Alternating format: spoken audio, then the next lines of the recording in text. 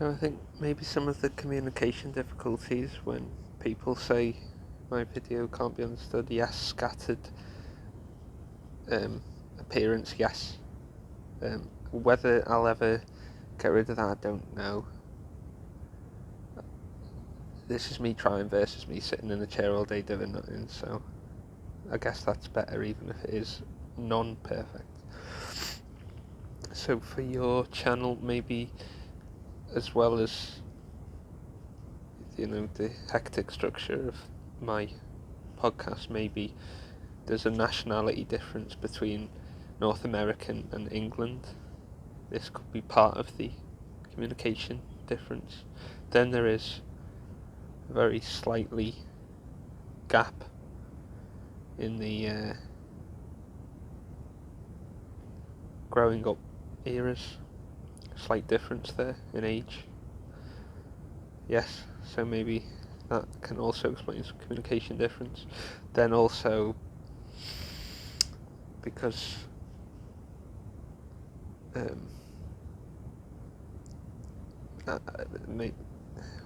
maybe I've got that instead of, I don't know, I've got some kind of very non-attentive, active hyper, as I call it AH, okay, my own word. I've got some kind of something as well. I've not got cerebral autism, but anyway, the point is maybe the problem in communication is partly due to the nationality difference, the slight difference in age, and growing up in slightly different time period. Then the third one, because I am non-solo HD. I don't have ADHD official diagnosis, or that, you know what I mean by non-ADHD anyway. I do have some kind of very hyperized, over the top, non-attentive thinking anyway, but yeah, don't have solo ADHD by itself anyway. Again, people understand what I mean by that, so these might explain the differences with communication as well as just the scattered thing anyway. These are just thoughts. It's nationality difference, growing up in slightly different time period, and then only slightly, but it can have some effect on communication, and then being a non-member. Yeah. These might explain communication differences. Then I'll move on just a minute to just talk about when you said that normal people blame ND for things they can't help, so which I would know absolutely everything about. I think they're a bit ignorant, unaware, uneducated. That it's not so much. Sometimes they are being malicious, but I think a lot of the time it's not always that they're trying to be evil. They just aren't always very bright. They aren't always very smart. So they just can't. They just have a really small box of thought. So the creative types, everyone's heard of out of the box thinking. Well, they have the reverse. They have very mainstream thinking, very in the box thought patterns, very, very restricted. You know, whatever the status quo is, whatever the mainstream system is, that's, you know, very rigid, very puritanical, yeah, kind of attitude. So this very small-minded, not in a way where I'm calling them evil, just this, like, almost childish. They just cannot, in the way a human can't see the EM spectrum. You know, there's the human band that of visible light that humans can see is very small compared to the entire EM spectrum. Humans can only see a very small section that's available with the naked eye. Yeah, and I think they have that with respect to like neuro ideas. Yeah. I think the normal people brain is just very it's very in the box. It's almost like the right-handed analogy, extreme right-handed. So almost to the point where if you go with the analogy, it's someone who's so right-handed that 99.9% of activities they do with the right hand, because so it's they can only be this. They can't be anything else. I think their problem though is that they can't accept that creative people can't be mainstream. They just can't accept it because of their puritanical extremism. So yeah, I don't know if it's destiny. They're sort of pre-designed this way. It's just biology. I think it's just the way their mind, their brain is structured. It's very good for mainstream tasks. It can do zero creativity, but it's extremely good for. There's nothing wrong with that, and it's very good. And you need the contrast between the mainstream people and the creative people. The problem is when they go on the attack, and they start being nasty and very very normal centric, very NT centric, and really demonizing non-members, non-normal. Yeah, that's it's. So it's actually an attitude. It's not so much a normal, ND versus NT problem. It's more of an attitude. They have a really vile, a really stuck-up sort of attitude that they could do with getting rid of. They probably won't. And I understand it's a survival mechanism in a way. It goes back to the caveman brain. When enemy tribes could have been a threat, so you had to be very, very on your guard, which is why they are very like this. But too much, you need some closed offness to survive, but if you get too much, the society will become really dumb and stupid and low intelligence, low where's my paper? Yeah, I'm just using low IQ as an alternative word for dumb, for people that are being dumb, but yeah, just as a language device, not talking about quantifying human beings, but they're very this, again, as a language device, not as a quantifiable device. It's no one's fault.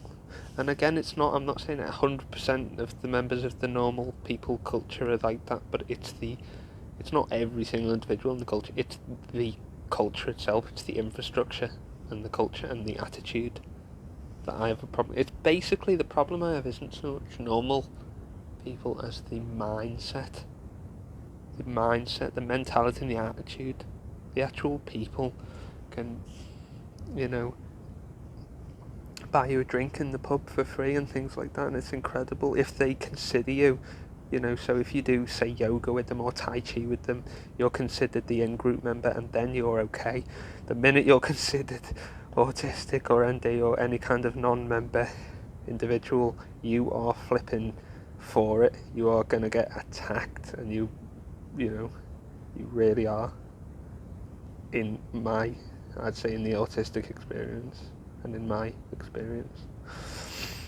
And I can't talk for other people's experience, but I can talk for my things that happened to me. And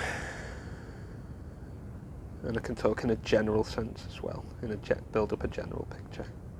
But I can't talk about specific other people's individual case.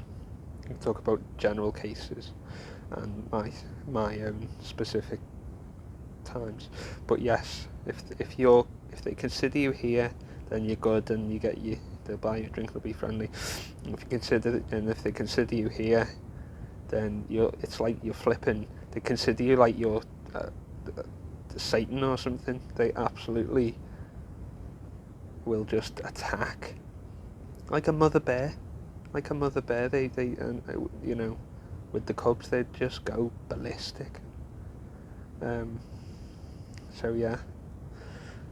So It depends again on context and setting.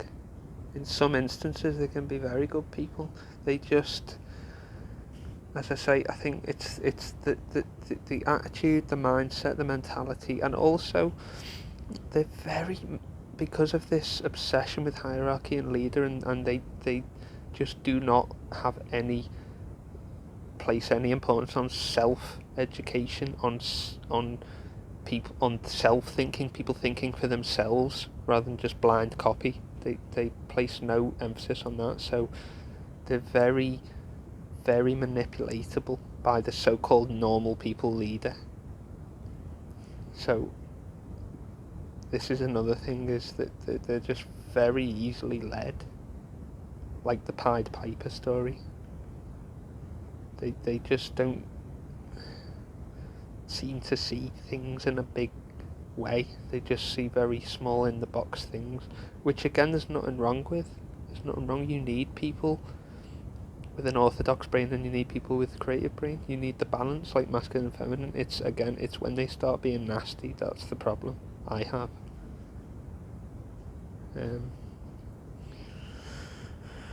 So yeah, I think just they're very easily led at times.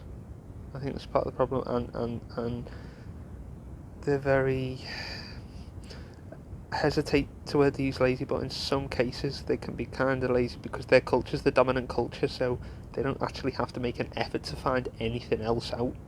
Whereas when you're autistic, you do, and to an extent in general, ND, you have to make an effort to find things outside your experience. They don't. They can almost let the culture or the normal people leader do the thinking for them, because again, if their system is in place, they don't need to, like right-hander syndrome, they don't need to. For example, all the can openers are designed right-handed, to use the metaphor, or all the pens and pencils are designed right-handed. You know, all their infrastructure is designed for their culture. So, you know, if you class ND as so-called left-handed in the metaphor, then, you know, you're going to have to use things upside down and backwards, and, you know, it'll be wobbly and it'll break, and it's sort of an infrastructure problem. But I think they could just calm down on like attacking with like extreme aggression, like, you know, creative people and right brain people that dare to actually think differently, the people that actually create stuff that they're very happy to use, like airplane engines and iPhone and you know, they're very happy to use it when creative people, you know, come up with these ideas, but they're equally happy to viciously attack you know, creative individuals. So they have this very split mind. Bit hypocritical if you ask me, but again, it's a lot. It's really an infrastructure problem than just a specific, you know, one normal person or whatever being a bad human. I think it's an infrastructure thing, and again, and there's a good side to it, because in the cave days, an enemy tribe, if you didn't vet them out, they would just wipe out your clan, so of course you'd have to vet people. It's just that normal people culture is so extreme on this that they've gone idiotic, basically. They've actually started to destroy themselves. Yeah, so, and also that they're under the influence of, you know, the 1%ers and the elites and the banksters, and again, because they're very manipulatable. In the same way that you could say someone very spiritual has a sixth sense and regular humans have five senses, well, I think normal people have not physical senses much, but their deficit in out of the box thinking. So it's almost like in terms of like being creative, they have like they don't have five. They have less than five senses. Almost like they're blind in terms of creativity. They just are lacking a sense in that area. They are deficit. They can't. It's almost like for if they were deaf and they couldn't hear music, they are deficit when it comes to creativity. So and again, that's fine. Different people are structured differently. It's when they go on the attack that's the problem. It's what they do. It's not what they are that's the problem. It's what they do with it. So yeah, it's an infrastructure problem. What I like to call appendix syndrome. If you don't need an organ, and again, in the metaphorical idea here is that the organ is self-thinking, thinking for themselves. They seem to just not have any ability to be able to do it, with very extreme rare exception. 99.999% of cases they seem to be missing that. Like if someone was missing one of the five senses, they are missing thinking for themselves, independent thinking and self-thinking and self-education. They're not able to think for themselves. They need, like a child, like a 3-year-old toddler would need the parent to think for them. They almost have that, a little bit of that thing. They just are not actually able to somehow. So it leads them, they can be quite susceptible to people telling them so someone of me who's quite stubborn and quite self-strong in certain mindsets, it's very difficult to understand how they could want to be bossed about and want to be told what to do by the normal leader. But it's and again, as I say, in the caveman times it had its advantages because the enemy clan would wipe you out if you just let everyone in. So it has its place, but it's when it's gone too far extreme. You need a balance of openness and closedness, and it seems in their culture they just have 100% closedness, and then they just kind of go stale, stagnant water that can't flow will get mouldy and get damp and get disease in it, which is a bit like their culture's mindset is becoming. So you need, in the box, mainstream people to create the contrast between the creative people and the mainstream people. You need the contrast, and you need the balance, and you need the co-op, you need the cooperation. It's when, as I say, it's when they attack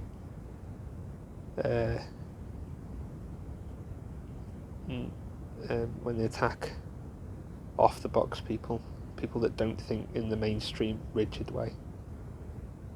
I think they perceive it as a threat because they're very actually they're very fearful.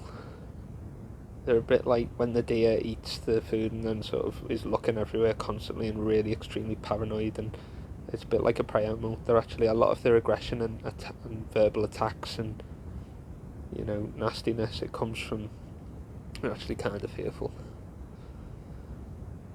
And when they do collectivism, they gang up on someone, it's absolutely horrible receiving it.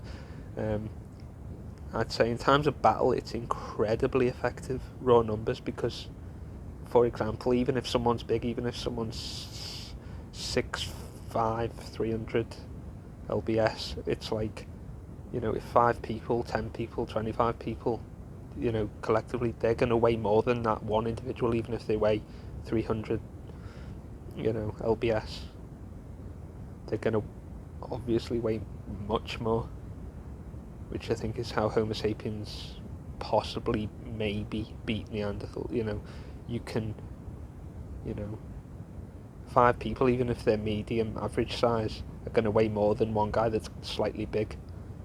So the collectivism and the groupism, again, in the caveman times, I had a very good application, but yeah,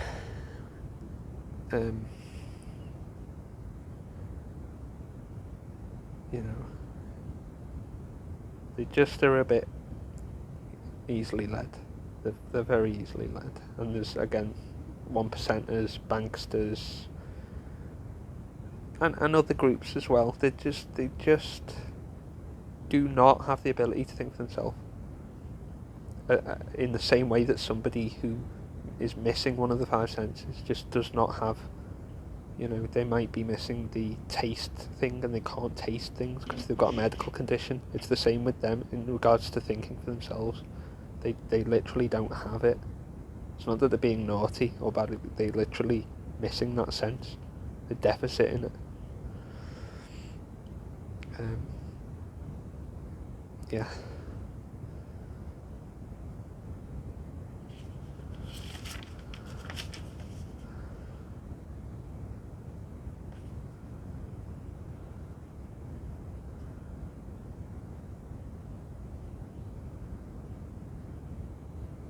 And also with regards to the copy culture, again the application in the caveman times would be that, say there was one giant guy and the guy weighs 300 lbs or whatever, and they have to, maybe it's a Neanderthal in the old days and the person, they were 7'0" and they were much stronger than Homo sapiens, that they might have to gang up 5-1 or 15-1 or whatever, because the numbers are going to weigh more than the one individual, even if the one individual is big.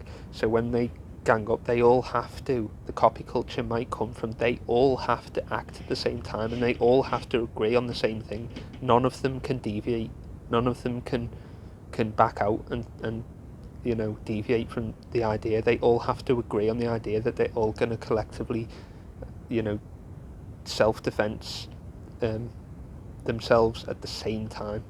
So that's maybe where the copy culture comes from, is when you group up to take out a threat, you all have to be on board, you all have to be on the same page, you all have to trust each other, you all have to do exactly the same thing to take out the threat. Again, in regards to caveman times. So maybe what I'm saying is they haven't actually progressed mentally past caveman times. I don't know. Maybe. So maybe they're just cavemen with their iPhones. I don't know. You decide. But that's the evolutionary thing of that, is that, a gang will have more weight, mass, strength than even one big individual. So when they take out the threat, they all have to do the exact same thing at the exact same time, otherwise the threat will kill them, in the caveman times. So this may explain the copy culture. I think that, again, it has its place. There are cases where it's very important. It's when it's misplaced, it's when they use it in the wrong context. I think they don't always have any sense of context. They just apply one size fits all. They just do the Hulk smash with a rock. They just smash with their force because they are the 90% of the population, so they just smash with force, with raw numbers. But they don't always think, like, you need to use different tools for different jobs. If you need to drive in a screw, you have to use a screwdriver. You can't smash it in with a boulder. You need context, you need different tools for different jobs. They use one size fits all, and I think that's the problem as well. So it's just to say that in some cases they can be good, and I can't believe I'm saying that, but they can. It's just the wider infrastructure and the copy culture and the, again, being led astray. They're very easily led astray. There's a bit absent-minded, I would say, in some instances. Not always. Again, they're not always sitting there being evil and attacking. They certainly can do that, and they certainly have done that, but I don't think they're doing that 100% of the time. I think that they're just very absent-minded and don't always see consequence. They don't always see that, like, like that they attack, an ND person or an autistic person. That person might feel suicidal. Like, they just don't seem to understand action and consequence, and again, it's probably an intelligence issue. Anyway, that's my ramblings.